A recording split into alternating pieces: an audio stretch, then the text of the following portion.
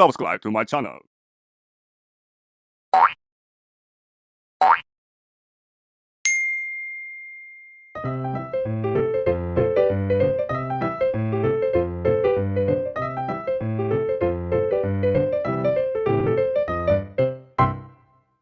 Sampai saya naik lagi ke atas, saya teriak-teriak, Cak, itu nggak ketemu juga. Saya turun terus di sebelah kiri itu kayak ada apa, kayak lembahan gitu ya, nggak tahu dalam, itu saya sempat turunin tuh, turun ke situ sambil ngeliat apa sih, jejak apa sepatu atau apa gitu kan, itu nggak ketemu. Saya balik lagi ke bivak, udah agak ini ya, agak stres gitu. Saya teriak-teriak lagi. Nah, saya mikir nih, kecenderungan kalau misalnya orang pasti larinya, kalau misalnya gini ya, kalau misalnya mungkin aja nih feeling saya, mungkin dia mau keluar, mau kencing gitu kan, kemudian dia keprosok ke bawah gitu kan, berarti yang apa, agak lembahan yang ke dalam gitu kan, dan nggak jauh dari situ. Nah, di depan tempat jalur saya yang saya lewatin yang awal ya, makanya saya mikirnya kan dia pasti kalau mau kencing mau apa pasti ngelewatin jalur yang udah pernah dilewatin gitu Pak. Ya yang aman lah gitu kan. Nah, saya kembali tuh ke jalur yang saya awal, saya nyusurin ke situ sampai saya teriak-teriak. Nah, di satu vegetasi itu yang sebelah kiri itu ada pohon besar ya, saya ngeliat dari jauh ya. Nggak tahu kenapa saya feeling ke situ mulu gitu, kayak ketarik gitu. Akhirnya tapi ini ya, buat menjangkau pohon itu agak sulit gitu karena curam. Cuma saya nggak tahu feeling apa ya, feeling sok mistis kali ya. Pokoknya kecenderungan saya ke situ deh. Akhirnya saya tengok ke kiri, saya jalan ke sana, saya kesandung Pak. Itu akar kan tinggi-tinggi ya kalau lawu itu ya. Sandung akar, saya jatuh blok-blok gitu kan, pentok sama pohon yang gede itu, jlup gitu kan, sampai ini ya, kaget ya. Nah, begitu begitu udah apa ya, begitu udah sampai yang tadi yang pohon itu, saya ngeliat di depan itu kayak apa ya, kayak ada kain ya, ada kain sobek gitu ya. Terus saya liatin warna biru dongker. Terus saya ngambil ranting terus saya gini-giniin gitu. Ternyata begitu kerangka, ada kerangka di situ. Terus saya util-util ya, saya util-util tek gitu kan. Cuma saya penasaran, ada baju sobekan biru itu. Akhirnya saya gituin lagi kan, itu udah ketutupan sama apa sih, daun-daun atau ranting atau apa ya. Saya gituin, ternyata kerangka. Terus dia pakai kemeja biru dongker gitu. Terus saya sibak gitu kan, itu ada, kalau baju PDL itu biasa ada tulisan nama di sini ya. Terus saya gitu-gituin, ya tulisannya apa, Rizka Ninja. Saya langsung kaget. Saya kaget, berdek gitu ya, langsung apa sih, mundur ke belakang gitu kan. Terus saya keluarin rokok, dan rokoknya hampir gemeteran. Jadi rokok saya pegang nih, jatuh, saya bakar, jatuh lagi sampai 3 kali. Jatuh terus panik ya, campur ya, antara panik, takut gitu kan, tapi penasaran Mbak, penasaran sama tulisan itu. Nah, yang lebih kagetnya lagi, malam itu saya ingat masukin kertas ke kantongnya ya. Lalu saya util-util terus kan gitu kan, itu nyumbul, saya gitu itu nyumbul kertas tapi udah basah, udah apa, gemeteran. Saya ambil gitu. Bagian atasnya itu pada rusak, tinggal bagian bawahnya itu masih ada yang bisa saya baca. Itu ada bacaan Ica itu, dan itu tulisan saya Mbak. Itu saya kaget sampai apa ya, nyebut ya Allah, astagfirullah, ini apa sih, ini gimana sih gitu. Campur tuh saya panik itu. Saya ingat ya, cuma kertas itu yang saya bawa. Saya langsung lari ke atas, saya selari-larinya ke arah bivak saya. Jatuh, bangun, keseret, jatuh lagi ke bawah, naik terus gitu kan, gerimis pula gitu kan, sampai sempat sepatu mau lepas kan, saking takutnya juga, dredeg. Udah saya tarik sampai ke lokasi bivak itu. Saya ambil carrier saya masuk itu semua baju saya yang biasa kita packing itu lurus, nggak packingnya begini. Saya masuk, injek-injek gitu segala macam. Saya langsung tarik. Saya nggak tahu barang apa saya yang ketinggalan di situ. Pokoknya saya lari selari-larinya gitu. Terus lari ke atas sampai di kepala saya, pokoknya di atas pasti jalur utama nih, gitu. Saya naik terus sampai di ujung punggungan gitu ya. Udah napas, udah lega gitu, udah ngos-ngosan gitu. Nah, saya ngeliat tuh hamparan luas, terus kayak ada alang-alang gitu. Saya udah senang ya, waduh alang-alang nih gitu, udah bukan nanjak-nanjak lagi, lari lagi saya ke sana. Nah di depan saya itu kayak ada orang gitu, kayak ada orang jalan gitu. Akhirnya saya diam nih, saya diam, lagi-lagi saya bakar lagi nih, lagi-lagi nih dredak nih gemeteran, ngerokok itu berkali-kali jatuh lagi, bakar lagi, jatuh lagi. Saya tungguin aja tuh orang gak lewat gitu. Saya dalam hati, nih orang lewat kayak buruan kayak gue mau nyari jalur utama nih bangke. Gue dalam hati gitu deh. Akhirnya karena nggak lewat, ya udah saya berdiri, saya samperin aja gitu kan. Nah ternyata dari jauh itu apa ya? Saya ngeliat di kepalanya itu diikat pakai tali rapia, rambutnya panjang gondrong, terus apa ya di tengah alang-alang ya dia jalan sambil begini nih, sambil kakinya diseret-seret, kaki-kaki ya, panjang bewoknya, terus dia bilang, dek ojo lewat kene katanya. Ya saya diam kan, saya paham gitu mas, jalan sini gitu. Tapi saya senang, saya ketemu hamparan, ketemu orang gitu kan, agak adem gitu kan, walaupun saya takut. Ya baru pertama kali itu pengalaman saya bertemu di tengah hutan ya, kakek-kakek janggut panjang, jalannya diseret, terus di kepalanya diikat pakai tali rapia, di badannya diikat juga pakai tali rapia, terus tali rapia itu ngejuntai dan diikat botol-botol mineral banyak banget. Terus jalannya begini, diseret-seret kaki kirinya. Ojo lewat kene dek, ojo lewat kene, ojo kayak Purwanto dia bilang. Saya inget tuh, dia bilang ojo kayak Purwanto. Akhirnya nggih pak, saya lewatin aja. Saya lewatin terus saya lari lagi terus kan. Ternyata tuh hamparan panjang banget ya. Sampai jatuh lagi nyusruk, bangun lagi. Nah, begitu saya ngelewatin si kakek ini, saya kan penasaran juga ya, saya sempat lihat ke belakang, kakek itu gitu, ojo lewat kene, ojo kayak Purwanto, makin kencang ngomongnya. Saya dalam hati nggak peduli itu Purwanto siapa atau apa gitu, yang penting saya ngelewatin kan. Akhirnya jalan terus sejauh-jauhnya sampai dia kelihatan kecil ya, walaupun masih teriak-teriak terus pak, sampai suaranya agak nggak kedengaran. Ya akhirnya saya ngos-ngosan, saya capek, depan saya itu ada batu besar gitu kan. Akhirnya saya nyender situ, saya bakar sambil mikirin si Ica itu. Apa sih ya udah bodo amat gitu kan, cuma kok begini gitu ya. Terus saya mikirin juga si kakek, tapi kakek ini suaranya jelas dan itu terang ya, maksud saya walaupun pikiran macam-macam di kepala tapi saya agak tenang. Nah begitu saya senderan nih sambil tarik napas gitu kan, ngeluarin botol sambil minum dikit, saya nengok kiri, tiba-tiba di batu itu ada tulisan In Memoriam Purwanto. Kaget saya. Anjing, apaan lagi? Purwanto, si kakek ngomong Purwanto. Wah, ndredeg maning kan. Akhirnya gemeteran lagi tuh. Saya lagi-lagi jatuh lagi gitu kan. Akhirnya panik tuh. Saya bangun, kayaknya saya seret sambil jalan lagi gitu, jalan buru-buru. Akhirnya udah saya panggul sampai ketemu di depan itu kayak ada brakseng ya. Kayak ada seng-seng gitu. Ya udah saya lari ke arah situ. Nah ternyata begitu saya lari ada lintasan jalur. Wah, alhamdulillah nih jalur, saya lihat ke kiri ini jalur. Saya lihat ke sana ada beberapa pendaki tuh lagi jalan, kelihatan dari belakang kan. Ada sekitar 3 orang.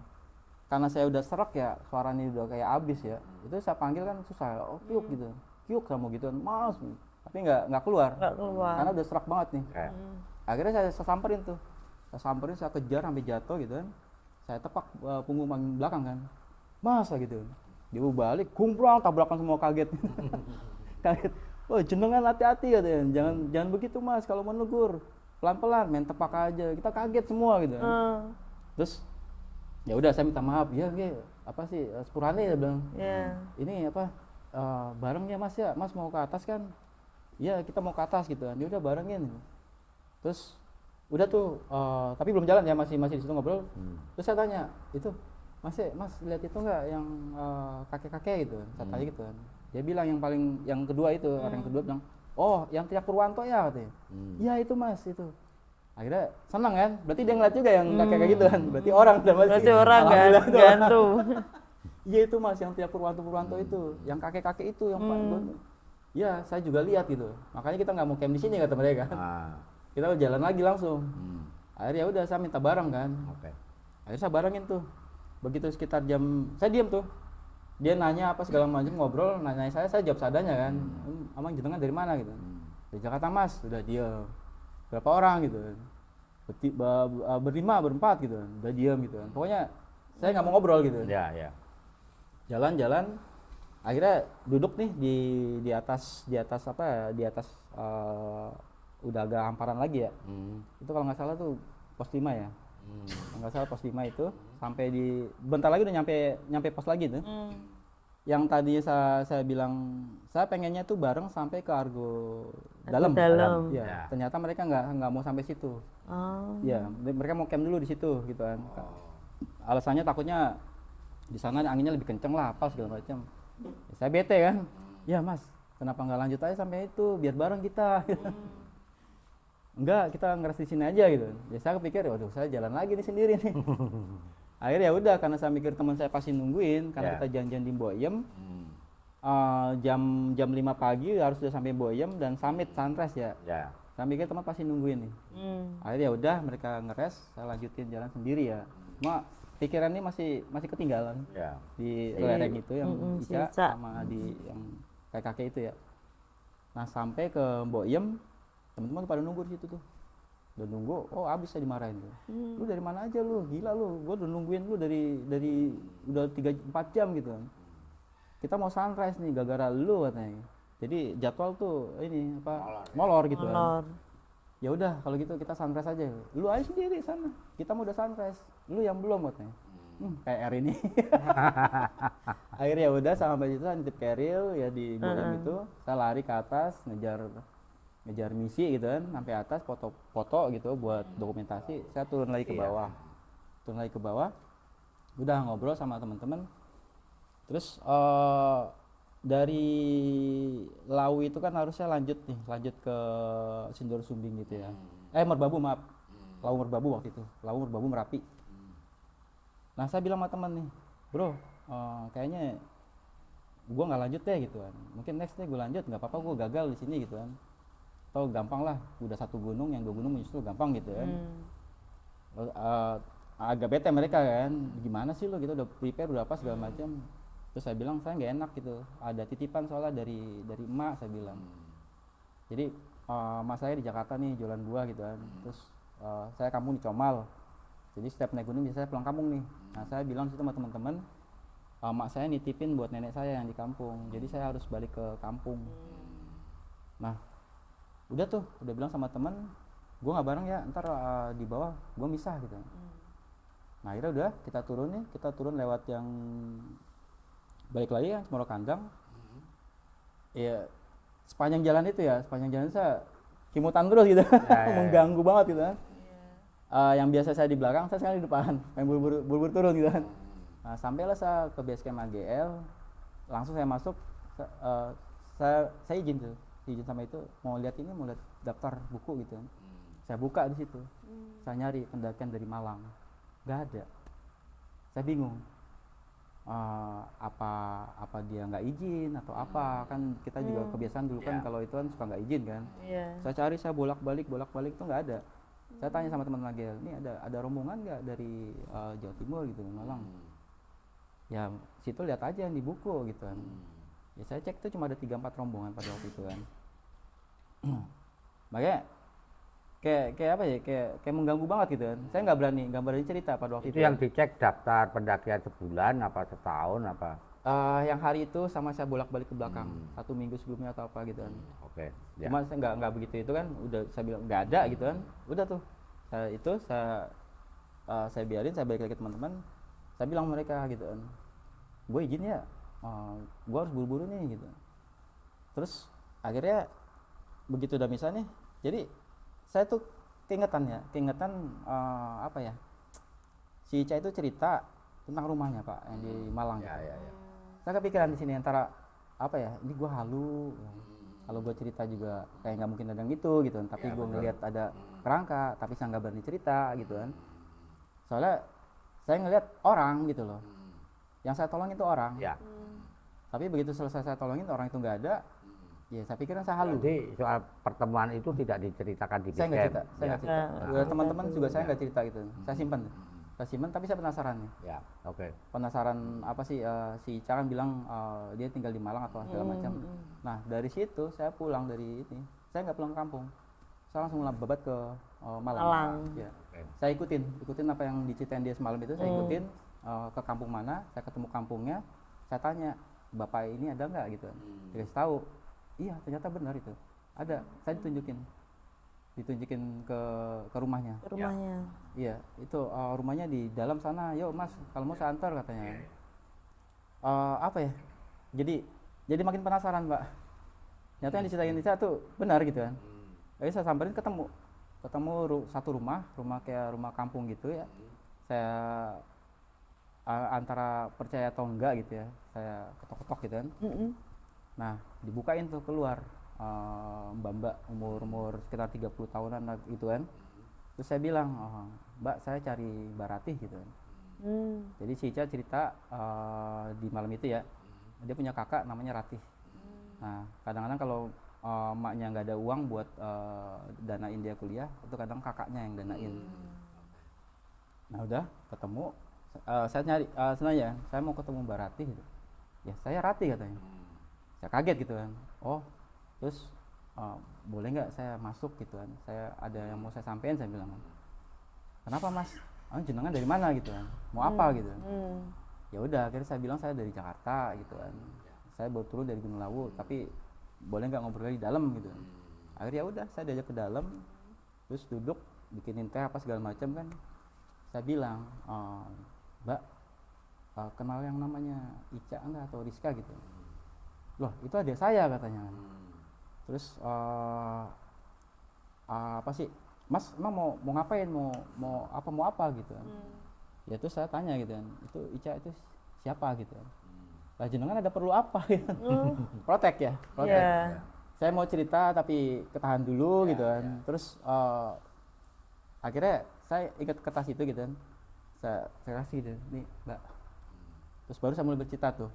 Saya bilang kemarin saya ketemu gitu, jadi terserah mbak mau percaya atau enggak, saya bilang saya ketemu pendaki, saya tolongin perempuan itu namanya Ica gitu kan.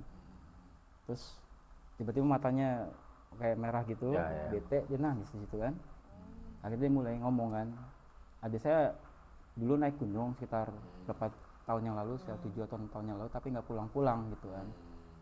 Terus teman-teman pada nyari semua sampai hari ini nggak ketemu katanya. Terus ya udah gitu kan, saya bilang boleh nggak saya ketemu sama ibu gitu. Dia bilang ibu udah nggak ada, karena pasca kejadian si Ica hilang ketemu, ibu sakit ya, terpukul ya. Ya akhirnya beberapa bulan meninggal gitu. Terus sambil nangis gitu kan. Terus saya minta maaf, terus saya bilang boleh nggak saya diantar ke makamnya gitu. Saya penasaran, rasa penasaran saya itu ya, jadi pengen bener nggak sih gitu. Ya. Akhirnya saya diantar sama Mbak Rati itu ke tempat itunya. Jadi makamnya satu nih, makamnya satu itu jadi dua gitu loh. Jadi Ica sama ibunya dijadiin satu makam, tapi di situ cuma ada ibunya, tapi Icanya nggak ada gitu. Ya. Terus saya bilang gitu, mbak ini apa kalau misalnya mau saya balik lagi ke sana gitu kan, ya insya Allah saya balik ke sana gitu. Cuma kata mbaknya, ya sudah mas, saya juga nggak mau pusing, ngambil kerangkanya itu ya, nggak mau itu. tapi mereka ikhlas ya, walaupun pada saat itu saya masih 50-50 ya antara ingat atau enggak gitu ya kan. bisa balik apa enggak, karena itu hutan kan gitu. Cuma saya berusaha untuk ini aja gitu kan. Ya. Terus ya Kak Barati bilang ya udah nggak mau bahas lagi itu, nggak mau apa segala macam, biarin si Ica di sana gitu kan. Ibu juga udah nggak ada gitu kan, saya tinggal lanjutin hidup, itu buat kenangan dia aja gitu.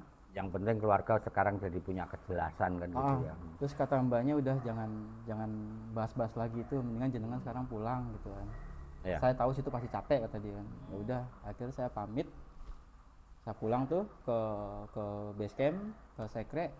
Itu masih gantung di kepala nih, masih gantung antara percaya atau enggak gitu kan. Tapi saya rasa penasaran, saya buktiin bahwa itu benar gitu, yang diceritain saya benar gitu.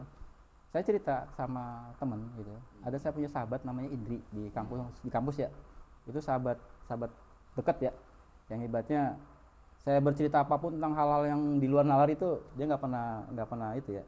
Saya pernah sempat ceritain sama senior beberapa 2 orang, saya diantar itu, lu ikut gue deh, temannya ibu gua itu psikiater gitu. Kayaknya lu lu mesti cek otak katanya. Saya dibantai sama senior gitu, 2 orang aja lu ngebantai gitu kan, bilang Sama, sehat Mas, halu apa sama, segala sama. macam. Dulu Saya nggak pulang berani dari lagi Gunung cerita. Slamet saya juga dianjurkan ke psikiater. Iya. Bahkan saya dibilang apa, mengidap apa sih, paham skizofrenia katanya kan. Lu mesti ke RSC tuh gitu. Akhirnya saya nggak cerita, tapi saya cerita sama teman saya yang tadi yang Indri itu kan.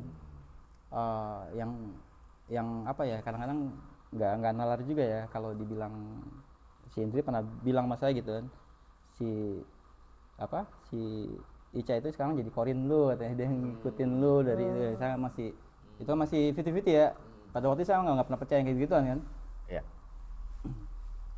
Cuma Oke, ya itu iya, ini terus ceritanya jadi begitu. terakhirnya seperti itu. Jadi ketemu sama keluarganya.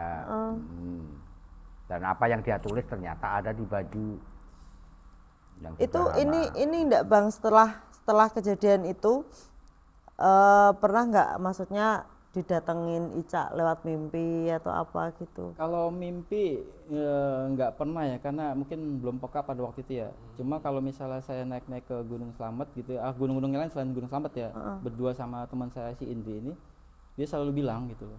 Kan dia indigo nih, suka bisa ngeliat gitu. Tuh lu ditungguin sama temen lu di depan yang dari Gunung Lawu. Oh gitu. Saya bilang, suwe lu gitu. Tapi secara kasat mata saya belum pernah ketemu apa pasca itu ya. Cuma bayangan-bayangan aja yang selalu ganggu gitu kan. Apalagi kalau naik gunung suka kepikiran gitu. Dari situ saya nggak pernah babat-babat potong-potong jalur lagi, kecuali misi buka jalur baru saya berani. Gitu Mbak. Berarti emang ini ya, kalau misalnya makhluk halus gitu sing membo-membo jadi manusia gitu, memang kalau ini dikasih makanan tuh nggak mau makan gitu ya? Setahu saya gitu. Jadi agak aneh juga kalau misalnya ada orang bilang dia masuk desa gaib, makan minum, colek-colek, ngobrol, ngopi dan sebagainya, pulang waras padahal udah makan minum di sana. Itu ajaib menurut saya. Karena makanannya beda. Setahu saya. Sama juga saya pernah ketemu pendaki dari UIN Semarang itu mana sih? Wali Songo ya? Wali Songo. Nah itu dulu namanya IAIN Wali Songo. Waktu itu aku naik Ungaran. Dia tergopoh-gopoh naik ke atas karena infonya dari bawah Alex setan gunung itu lagi ada di atas. Dan di atas dia cerita bahwa sebelumnya dia ke Slamet dan terus tersesat ketemu sama Iqbal sama Gagah. Nah ketika ini sudah pulang, sudah diantar sampai puncak, turun pulang, lepas dari ketersesatan itu, ketika ditawari makan dan minum, nggak mau, gitu. Jadi kayaknya nggak deh, kalau soal makan dan minum itu memang beda. Setahu saya loh ya, karena saya hanya percaya apa yang terjadi secara empiris, gitu. Kalau jenengan dulu tuh di mana? Latimojong ya? Yang ketemu itu apa sih namanya? Cewek yang baunya amis itu, yang setelah tahun 2000 itu baru saya tahu itu hantu itu. Jadi kami tidurnya terpisah karena dia memang kayak nggak nyaman berada di dekat tapi nggak mau meninggalkan. Nah dia cerita macam-macam dan sebagainya. Cuman kelanjutannya beda. Habis itu aku lihat kepala doang itu di atas pohon. Nah, berarti kan itu semacam apa ya, ilmu atau siluman atau apalah, saya nggak tahu. Tapi kalau kasusnya Bang EP ini kayaknya ini korin. Nah, apakah korin ini kemudian ngikut Bang EP atau tidak? Kalau ngikut pun bisa, karena tugas korin kan mendampingi ketika hidup. Orangnya udah mati, maka dia akan milih. Gitu. Milih orang yang lain. Tapi ada satu yang aneh yang saya nggak pernah bisa terjemahin ini. Itu kertas yang saya tulis kenapa bisa ada di kantongnya? Itu yang mengganggu pikiran saya nih. Kan Mau bongkar kan itu kitab apapun saya nggak nemu. malam ya Bang ya, Saya- malam iya. ditulisin Saya yakin itu taruh tulisan di saya. situ. Itu tulisan saya. Oke, saya yakin. waktu kejadian itu gerimis atau enggak? Gerimis, panjang Gerimis. malam itu gerimis. Iya. Jadi kalau Anda nulis, terus tulisannya dipindah itu, bisa kehujanan enggak? Bisa kehujanan. Nah, ya sudah kan, udah dijelasin sendiri kan? Oke. Nah ya, Tapi kan saya naruh pada saat saya nolong itu di bivak. Di bivak. Bivak itu saya taruh di kantongnya. Nih, di kantongnya si Korin kan? di kantongnya dia pada waktu saya Iya, si Korin kan? korinnya hilangan, pulang ke tempatnya. Iya, nggak ada. Karena misinya udah tercapai, dia mau cerita yang saya dampingi ini meninggal dengan cara begini, udah kan? Dan dia yakin bahwa apa yang jadi misinya untuk menjelaskan